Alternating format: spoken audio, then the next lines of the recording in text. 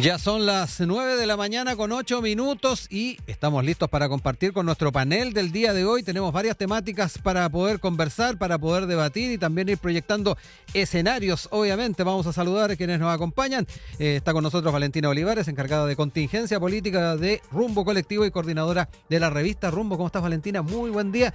De vuelta acá también en el estudio. Allá. Muy bien, muchas gracias por la invitación. Buenos días. Y también que nos ha acompañado varias oportunidades acá para ir revisando estos temas, el analista de políticas públicas de la Fundación Pivote, Joaquín Sierpe. Lo mismo, Joaquín, gracias por acompañarnos. Gracias a ti, Rodrigo, un gusto estar aquí, un gusto, Valentina. Sí, más allá de que tenemos menos frío, de todas maneras se siente, así que doble agradecimiento por estar acá con nosotros. Oigan, entremos ya en las temáticas y particularmente quedarnos con lo que ha traído consigo la discusión de la ley corta de ISAPRES. Ya sabemos, se pudo sacar adelante esta propuesta tomando en cuenta las dificultades que hay con el sistema de ISAPRES, pero hay un elemento implícito y que tiene que ver con la manera en que fortalecemos la salud del país, pensando en una reforma larga del sistema, que es algo que al menos en la discusión se dejó establecido también dentro del articulado, y es bien importante ver por dónde podemos ir explorando esas posibilidades.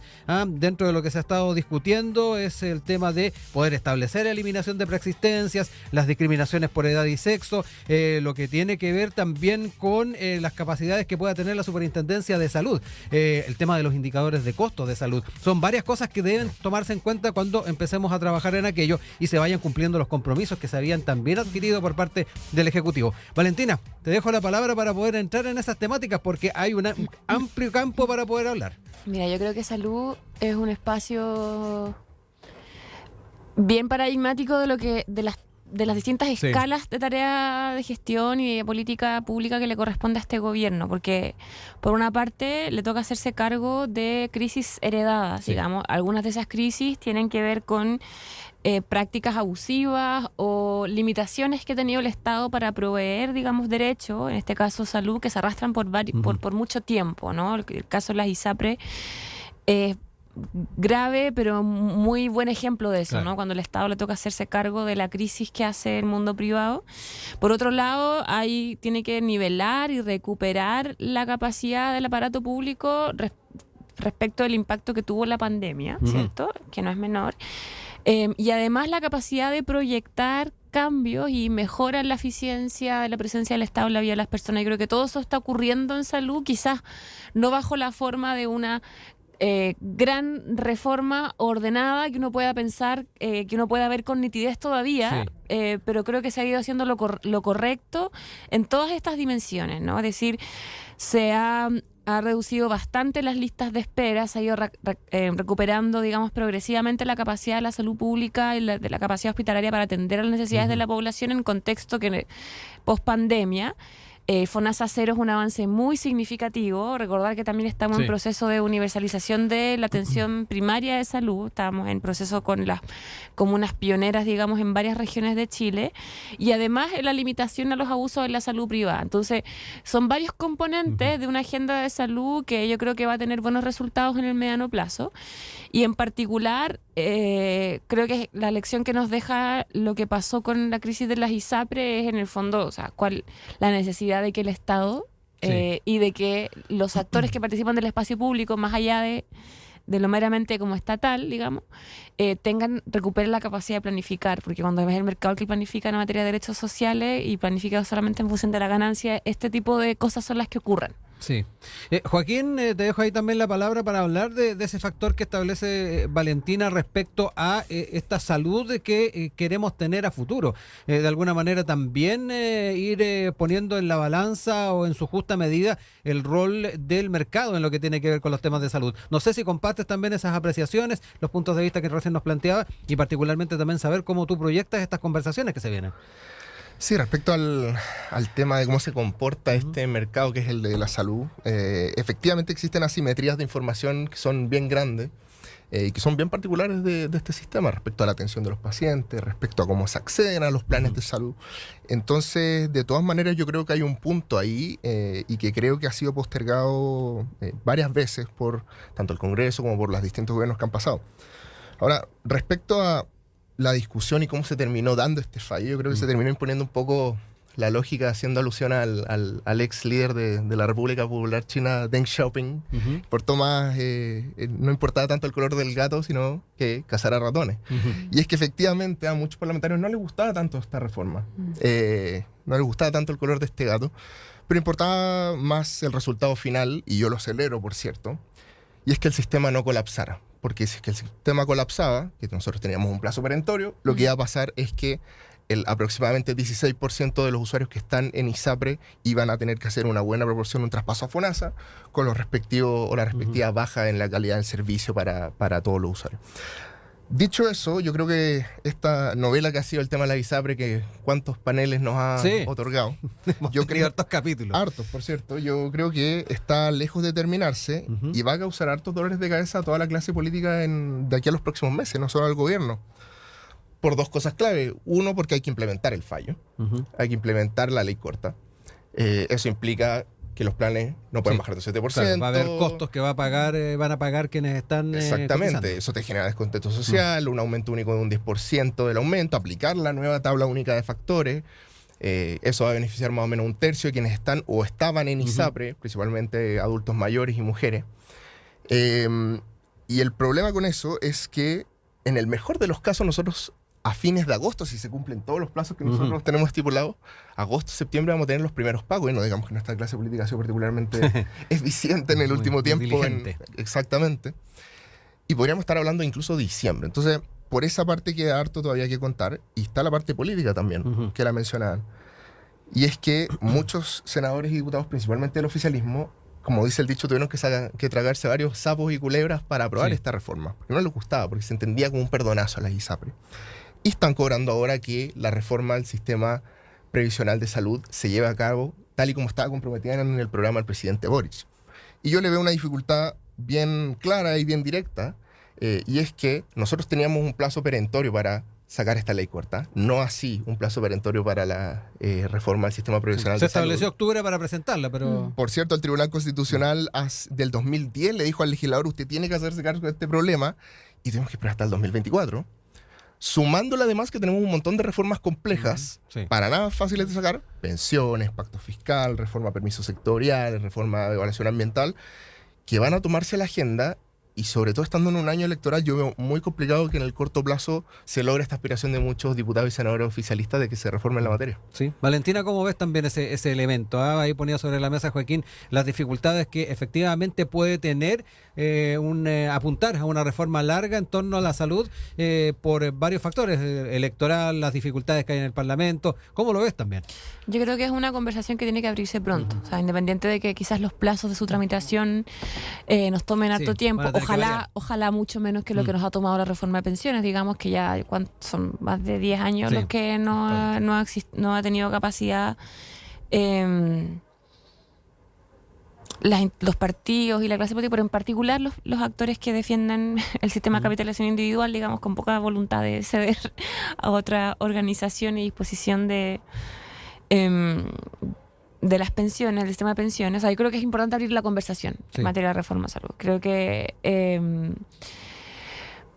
va en la línea, digamos, de otro pilar fundamental de lo que está haciendo este gobierno, a mí me parece, como a diferencia de lo que ocurre en el Congreso, digamos, que vemos como mucha crispación y como una agenda muy cortoplacista. Yo creo que si uno va agregando o como leyendo quizás en detalle lo que está haciendo el Ejecutivo en términos administrativos y de implementación de políticas públicas, está recuperando algo muy importante, que es la capacidad del Estado de planificar. Y esa recuperación de la capacidad de planificar, yo creo que muy buen ejemplo lo que ocurre en materia de cuidado, muy buen ejemplo también estas otras medidas que mencionábamos en salud, ¿no? De cómo se está implementando el proceso de universalización de salud primaria. Es algo que sin duda fortalece a las instituciones. Es como una medida que quizás no es tan vistosa porque no es algo que se comunica de una sola vez, ¿no? Claro. Sino que tiene que ver con la capacidad de construir problemas públicos y cómo las instituciones van generando capacidad de respuesta frente a esos problemas públicos. O sea, hoy día que la salud sea un derecho y una prestación, digamos, de calidad universal para todas y todas, aunque parezca de perogrullo, es un problema público que hay que construir, porque así como está dispuesto hoy día, ¿no? El mercado tiene un rol muy preponderante en algunos ámbitos donde donde el Estado debería tener mayor protagonismo y mayor eficiencia y mayor capacidad de llegada. Y en ese sentido creo que comenzar a conversar de esta reforma de salud va en esa misma dirección, ¿no? Es decir, de cómo el gobierno y cómo el Estado integra, digamos, estos diferentes ajustes que ha tenido que ir haciendo en el tiempo para hacer una reforma de mediano a largo plazo en materia de salud. Sí, la necesidad de avanzar en esta ley corta no te cambia también un poco el diagnóstico, Joaquín, respecto a cuán llanos están en el Parlamento a poder avanzar. Sabemos que se está respondiendo a temas coyunturales, a urgencias. Sin embargo, me da la impresión de que en alguna medida se podría aprovechar este envión, como se dice, para tratar de sacar adelante. Obviamente está muy de por medio el tema electoral que planteas tú y las dinámicas que se han dado en el Parlamento, pero me da la impresión de que tal vez esta aspiración de sacar adelante la ley corta puede generar un espíritu distinto. No sé cómo lo ves. Mira, yo estoy de acuerdo con Valentina en que este tema, si bien ya tenemos la ley corta, tiene que reabrirse nuevamente y tenemos que llegar a una reforma un poco más profunda en los términos que sean. Sí. Porque ya llevamos varios años, y vuelvo a traer a colación el tema del 2010 del fallo del Tribunal Constitucional. Llevamos varios años discutiendo ISAPRES y no se ha dado una solución al respecto. Ahora, sí, y perdón, a propósito adelante. también del aumento que va a significar para quienes están en ISAPRES, eventualmente podemos tener una mayor cantidad de personas que lleguen a FONASA. De ahí también la urgencia de poder fortalecer eso. Así es. Pero lamentablemente no puedo ser muy optimista al respecto.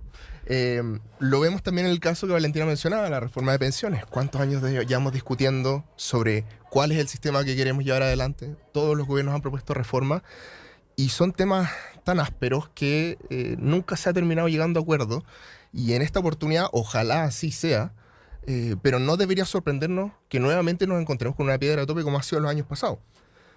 Ahí yo quiero traer a colación un poco un tema que desde Pivotes al menos hemos visto harto y que nosotros creemos que es fundamental para poder precisamente dar solución a las urgencias que gran parte de la ciudadanía tiene, y es la modernización de nuestro Estado, particularmente la reforma al sistema político. Se siguen pidiendo, y también las mismas candidaturas presidenciales, por ejemplo, esto es de lado y lado, siguen ofreciendo reformas sustantivas sin tener presente que nosotros tenemos un panorama en el cual llegar a acuerdos en un Congreso crispado, que está muy atomizado, donde generar consenso es dificilísimo, no nos permite hacer reformas que sean de gran magnitud. Y también es contradictorio que, por ejemplo, cuando se intenta hacer algo al respecto, senador Durresti del Partido Socialista en las últimas semanas... Bueno, la semana pasada le iba a presentar así una es, propuesta. Trató de presentar una propuesta para el umbral del 5% para representación parlamentaria y la pérdida de escaño en caso de renuncia.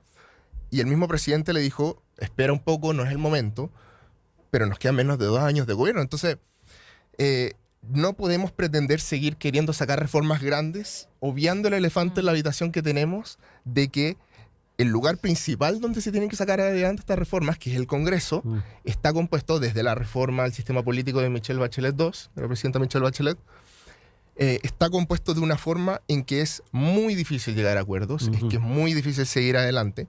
Y si no nos hacemos en primer lugar cargo de ese problema en el corto plazo, yo creo que va a ser muy difícil avanzar hacia adelante. El huevo o la gallina hemos tenido en esta conversación durante mucho tiempo. Que estaba Valentina. recordando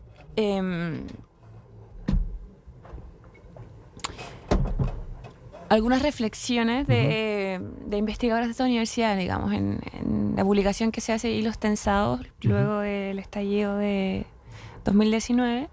Una de las reflexiones más interesantes que aparece, digamos, en la introducción y en varios capítulos tiene que ver con la necesidad de ir como construyendo un nuevo pacto de convivencia en una escala temporal, digamos, que logre construir consenso, acuerdos y niveles de entendimiento que no se resuelven, digamos, con soluciones mágicas. Y yo creo que una de las lecciones que a todas las fuerzas nos debería dejar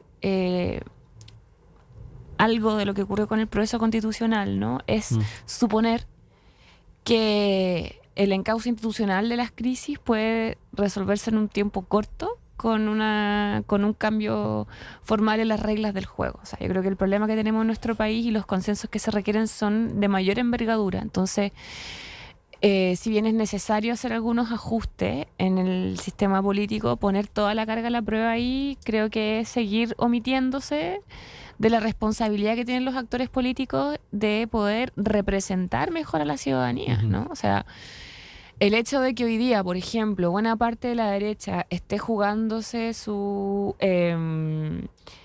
proyección electoral en virtud de su capacidad de capitalizar el hastío, o sea, me parece que habla de una debilidad política muy grande, digamos, y que no solamente diagnosticada por nuestro sector, digamos. Dentro de la derecha también hay un análisis que da cuenta de una desorientación, de un déficit de proyecto, de que luego de que, bueno, con la muerte del expresidente Sebastián Piñera, con quien puede tener uno varias diferencias, pero al menos ahí había un proyecto de modernización y de visión de futuro de la derecha. Un proyecto que intentó en su momento la línea de desbordes, que no tuvo ni siquiera espacio para crecer. O sea, no ha existido dentro de la derecha la capacidad de presentar un proyecto país que mire al futuro, con el que no podría tener diferencias o que nos puedan presentar una definición importante de cómo ellos entienden que las instituciones tienen que prestar y garantizar derechos sociales. Y no está eso sobre la mesa. No lo vemos en salud, no lo vemos en pensiones, lo vemos, digamos, yo tengo la impresión de que esta insistencia en la reforma del sistema político, la negación a avanzar en una serie de reformas frente a las cuales antes tuvieron disposición, como es el caso de 3 puntos para cotización individual y 3 puntos para el componente solidario de la reforma de pensiones, yo tengo la impresión de que la derecha está jugando a ganar tiempo. Lleva harto tiempo, diría desde el segundo gobierno de Sebastián Piñera, digamos, intentando construir unas mejores condiciones para eventualmente incidir los destinos del país. Y el problema es que ese tiempo que intenta ganar ciertos actores políticos, digamos, a costa de seguir dando la legitimidad de las instituciones, es un tiempo que le sale muy caro a la población.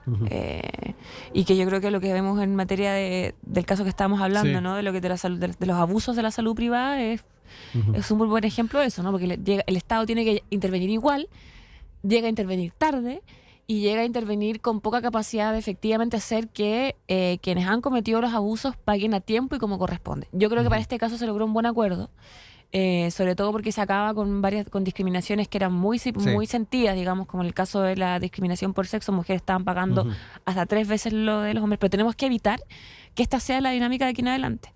Y la manera de evitar eso es que el Estado pueda y los actores políticos que participan de él puedan llegar a acuerdos, aunque sea parciales y graduales, de cómo fortalecer la presencia de lo público en la vida de las personas a lo largo del trayecto de vida. Joaquín, te dejo ahí la palabra para ir cerrando también ideas en este tema. Sí, mira, a pesar de que yo estoy de acuerdo con que la falta de relato es algo bien transversal dentro de los distintos sectores políticos, tirando un poco a lo que es un poco más mi sector, yo escuchando cuando Evelyn Matei dijo no voy a ir a la reelección, yo escuchaba a qué aspira un nuevo gobierno de, por ejemplo, Evelyn Matei, y la verdad yo no escuchaba nada muy nuevo a lo que ofrecía Sebastián Piñera 1 y Sebastián Piñera 2.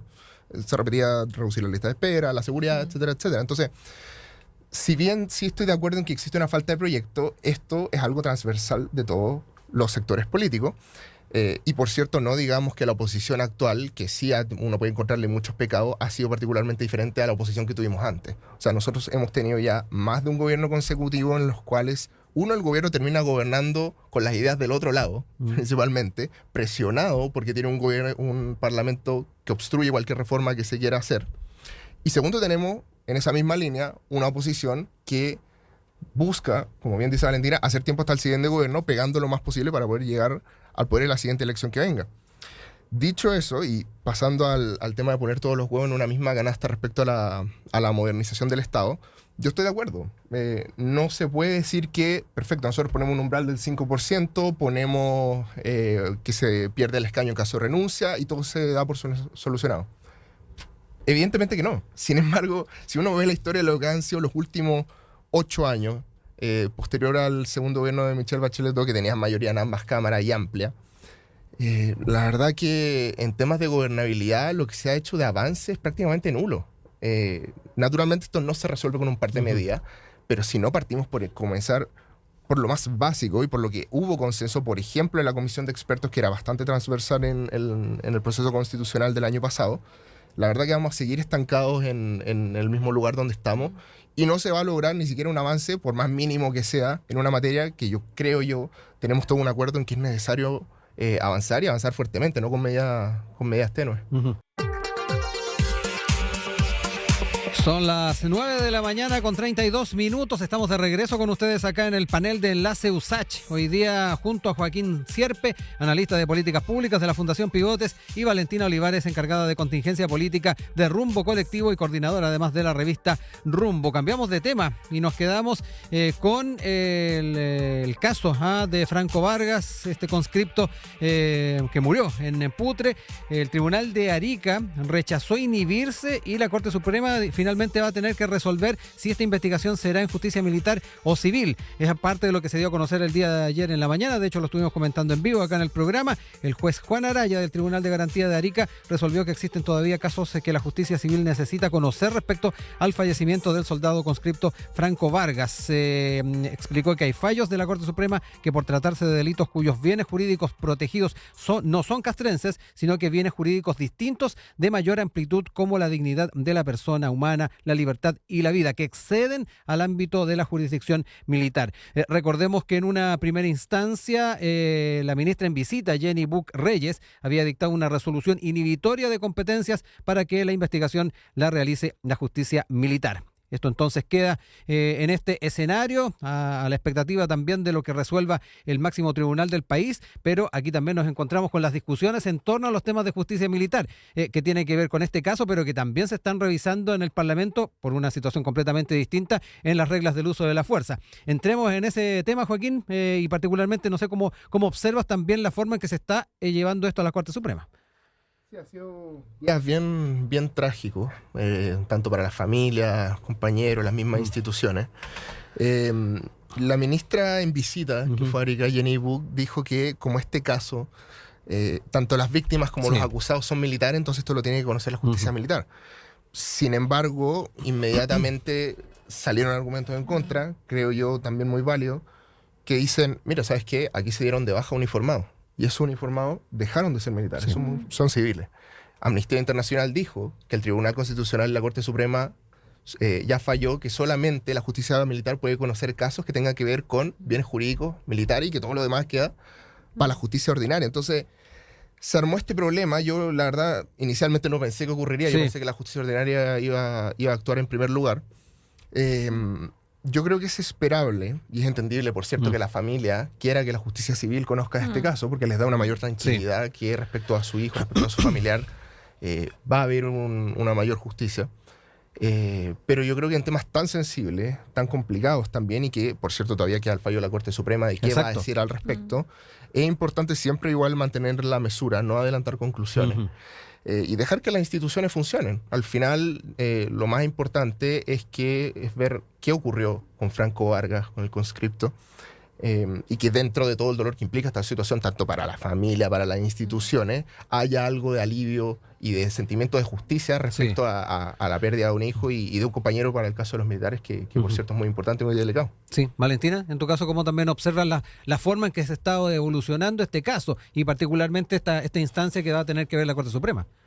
A ver, yo creo que tienes razón. O sea, creo que hay que esperar a que aparezcan más antecedentes y que las instituciones, digamos, funcionen en esa dirección. Pero creo que uno puede pensar la discusión de la justicia militar para este caso como en dos niveles, al menos. Uno es la idoneidad, y que para eso, digamos, hay que esperar contar con todos los antecedentes y para efectivamente ver dónde están como las mejores atribuciones y competencias.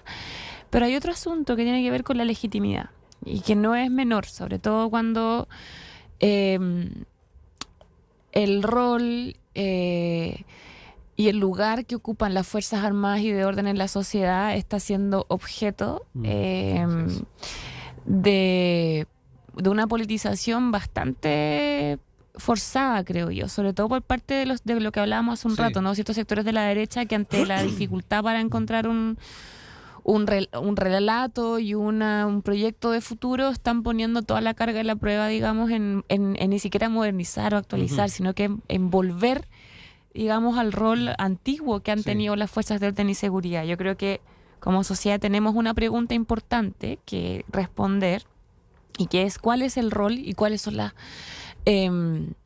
competencias, los recursos y las funciones que tienen que cumplir las Fuerzas Armadas y de Orden en la sociedad actual y del futuro, ¿no? Sí. Y eso tiene que ver con algunos aspectos que uno podría calificar como crisis, que tiene que ver con los cambios en materia de seguridad, los cambios en materia de crimen organizado, pero también ocurre que esas preguntas no se pueden resolver volviendo atrás, que es un poco todas las indicaciones que han aparecido en materia de arreglo de uso de la fuerza, de meterse en otro, que es lo que ha hecho la derecha principalmente.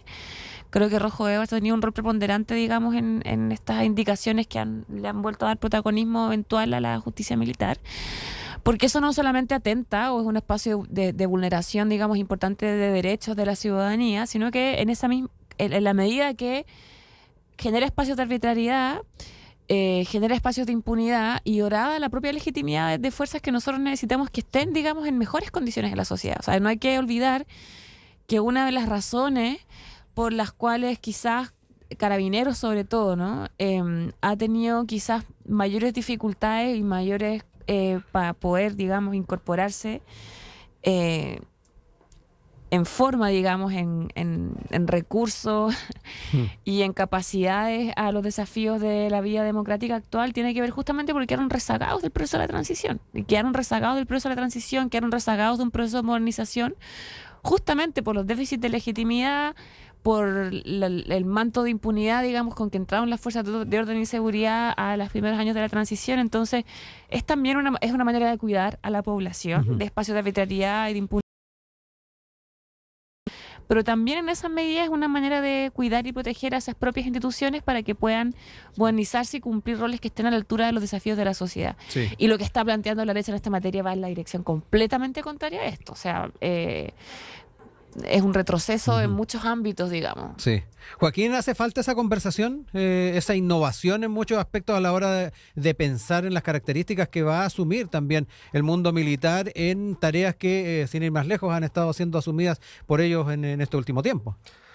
Sí, yo creo que este tema, a propósito del conscripto Franco Vargas, nos tiene envuelto en una discusión bien contingente, que es el reglamento de uso de la fuerza, la famosa RUF en el Congreso.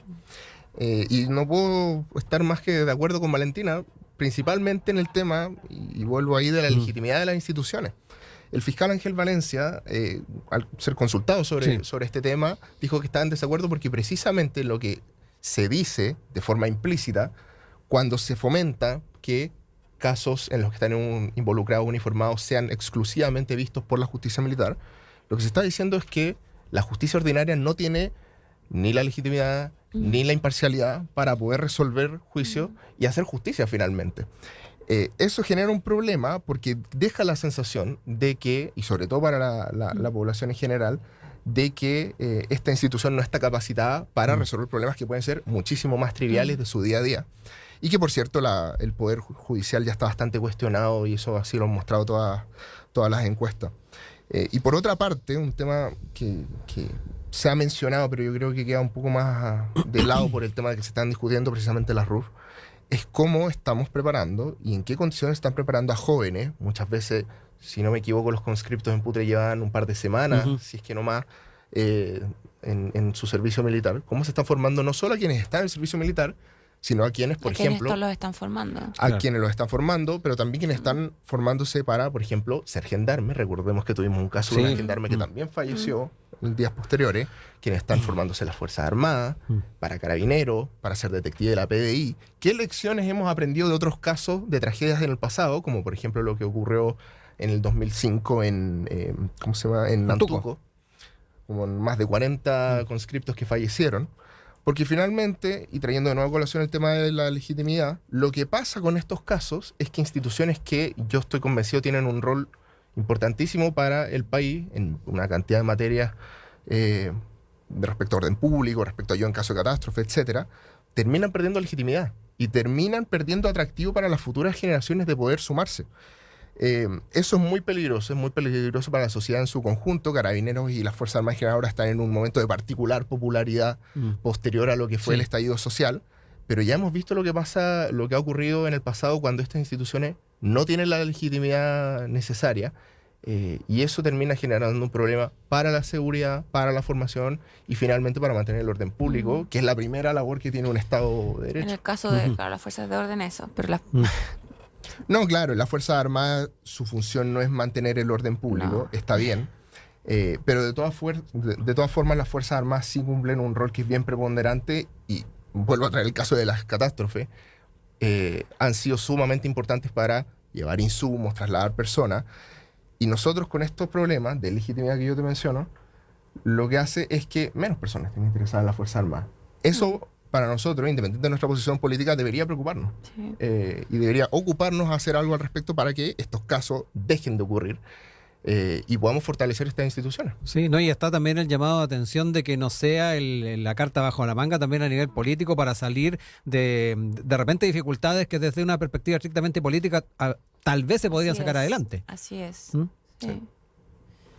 Yo creo que lo que pasó en el estallido con las violaciones, digamos, los derechos humanos que cayeron sobre todo en manos de Carabineros, tiene que ver justamente con eso, digamos, con un sistema político que no es capaz de resolver y de tramitar una demanda de larga data, digamos, y ante su imposibilidad de procesar la conflictividad social, se instalan, digamos, se refuerza, digamos, la vía de la violencia, por parte de la violencia del Estado, ¿no? Sí.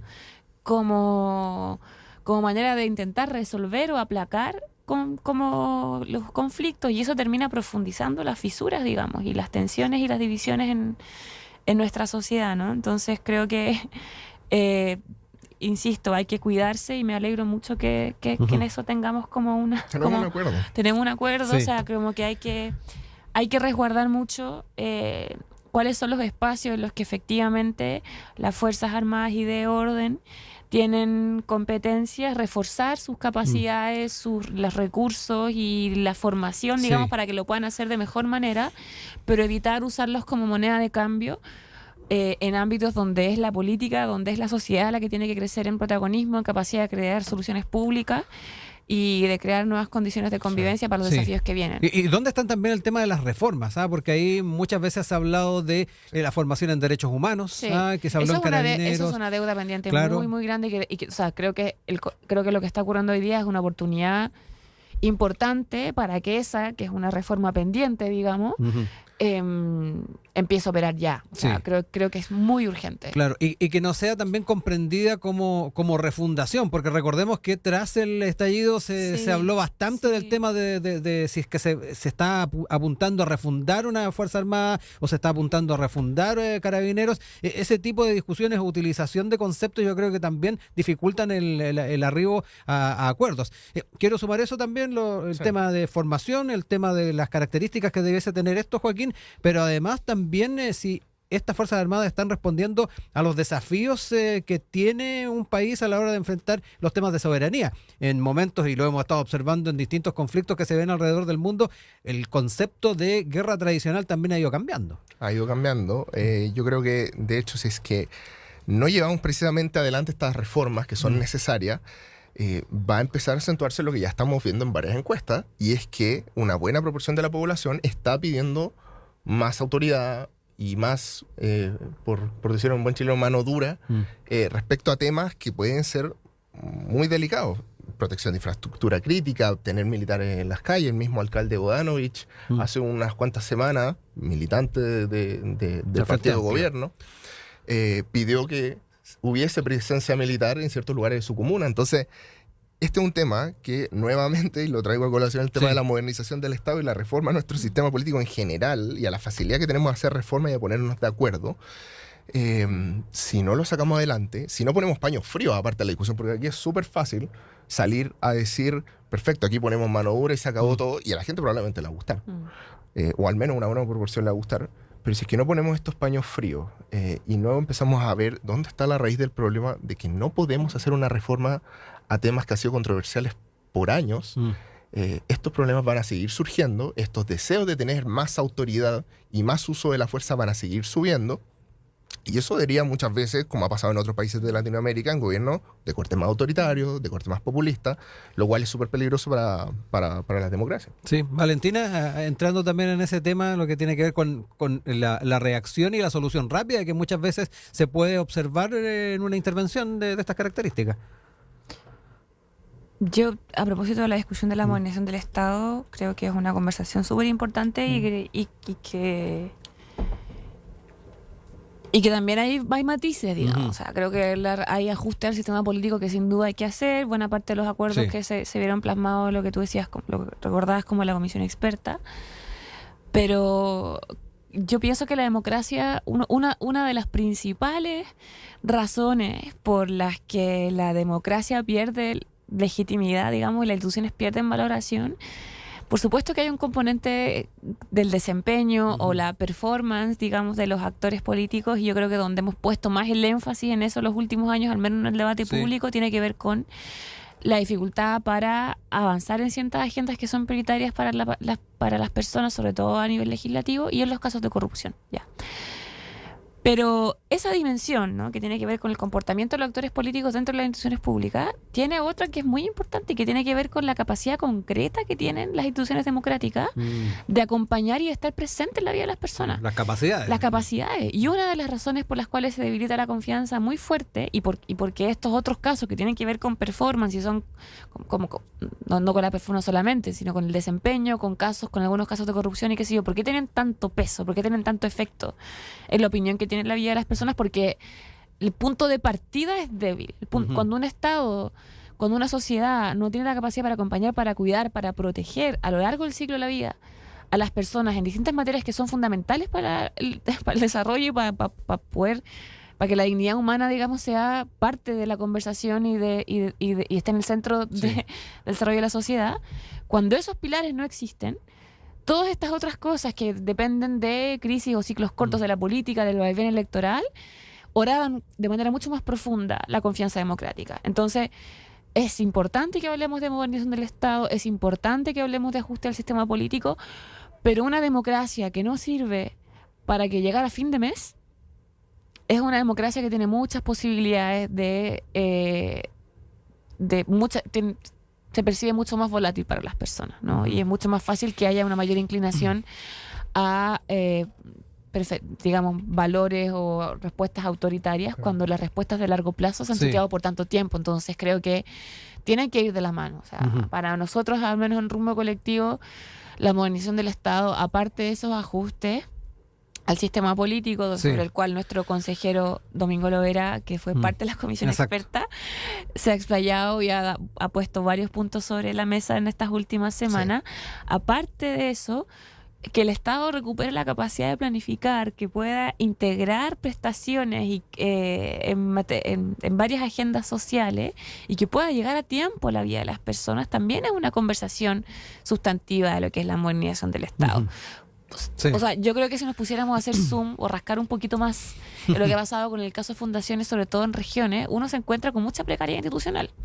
No es la justificación ni la causa última, pero mucha de la relación con el mundo privado, con la sociedad civil, hoy día, sobre todo en regiones donde el Estado es más pequeño y más débil, es menos, digamos, una planificación conjunta, un abordaje público-privado de problemas públicos y compartidos, que una distribución de cargas, digamos, ante un Estado que es precario. Ahí se agudiza de una u otra forma el diagnóstico. Joaquín, para ir cerrando, te dejo la palabra, de ahí también te dejo, Valentina, para cerrar ideas. Sí, Joaquín. Naturalmente yo creo que hay un problema con las capacidades que el Estado tiene. Muchas veces a lo que es más mi sector nos cuesta entender, y nosotros hemos tenido conversaciones en Pivota al respecto, nos cuesta muchas veces decir, o sea, probablemente quizá en ciertos lugares se necesitan más funcionarios públicos, por decir un ejemplo, o se necesitan más recursos. Pero yo creo que sí hay un problema de las capacidades, y lo que está generando en la práctica esta precisamente falta de capacidades, sumado a lo que ya hemos conversado de precariedades en nuestro sistema político, en la organización del Estado, es que estamos siendo sumamente reactivos a contingencias para llevar adelante las reformas. Esta agenda de seguridad que se sacó ahora fue porque fueron asesinados los 3 carabineros en Cañete. la PGU, una gran reforma que se hizo durante el segundo gobierno de Sebastián Piñera, lo que pudo hacer posterior al estallido social, salió porque estábamos en una época de pandemia, presionados de que se tenían que subir las pensiones, y al final se tuvo que soltar la mano y se logró impulsar adelante. Pasa lo mismo con una serie de temas. Entonces, nosotros estamos reaccionando ante crisis que se presentan en nuestro día a día, y en base a eso estamos legislando, en base a eso estamos sacando reformas adelante, y estamos impulsando proyectos, lo cual yo creo es muy problemático. Sí, calentando la materia para prueba. Yo creo que eso yo creo que es súper interesante llevar esa conversación a lo que pasó con los retiros de la AFP, digamos. Que uno de los principales quizás como, no sé si como bloqueos o argumentos o razones por las cuales se ha intentado defender la capitalización individual es justamente por la legitimidad que tuvo en su momento el retiro de los fondos de pensiones por parte de la población en pandemia, digamos. Pero eso fue una respuesta populista, que nosotros podemos decir, mira, hasta cierto punto estuvo bien, después más adelante fue quizás menos responsable. Sobre eso los parlamentarios y parlamentarias de nuestro sector han explicado muy bien el por qué, pero se ha estirado y se ha hipertrofiado el peso que ha tenido eso, como explicar de que porque la gente retiró y validó el uso de emergencia de sus fondos de pensiones, en el fondo lo que hay es una validación activa del sistema de capitalización individual, cuando en verdad eso fue una respuesta que encontró el Congreso ante la resistencia del Ejecutivo de entregar prestaciones y atenciones sociales a tiempo. O sea, en vez de proteger el empleo, lo que se hizo fue como subsidiar la recuperación del empleo, es decir, se le dio a las empresas la facultad para destruir puestos de trabajo, sobre todo las grandes empresas, a costa de preservar ganancias, pero después se le inyectan nuevamente recursos al mercado, que también son como recursos públicos para subvencionar la contratación y la recuperación del mercado laboral. Entonces, si uno piensa, ese ejercicio, ¿no? Estamos hablando de dos cosas que son de orden distinto, pero que afectan sobre todo el funcionamiento de la economía y la relación entre el Estado, las personas y el mercado, que estamos hablando de lo que pasó con los retiros de los fondos de pensiones como respuesta a la incapacidad del Estado de entregar transferencias directas, y por otra parte lo que pasó en la relación con de la protección del empleo que tuvo, las decisiones que tomó para proteger el empleo el gobierno de Sebastián Piñera durante la pandemia, ¿no? Se puede hacer, o sea, como no existe una sola vía para atender a esas necesidades, y creo que muchos de los problemas que tenemos hoy día tienen que ver con problemas creados por la falta de respuesta del Estado ante necesidades que son de orden público. Bueno, el mismo caso de la ISAPRE, es lo que estuvimos discutiendo. Estuvimos 14 años pateando la pelota respecto a un tema y terminamos legislando a última hora una ley corta a matacaballos para poder sacarla adelante, porque teníamos un fallo que nos decía si esto no se cumple, se cae la ISAPRE. Entonces sí, estoy muy de acuerdo, y yo creo que esto es algo que trasciende a todas las materias, y creo que tenemos que reformar para poder hacer que estos cambios importantes se puedan hacer de manera más simple. Sí. Son las 9:55, no me queda más que agradecerles, Valentina Olivares, Joaquín Sierpe, que nos acompañaron en el panel del día de hoy. Que estén muy bien. Muchas gracias. Y nos estamos reencontrando a futuro en nuevos paneles.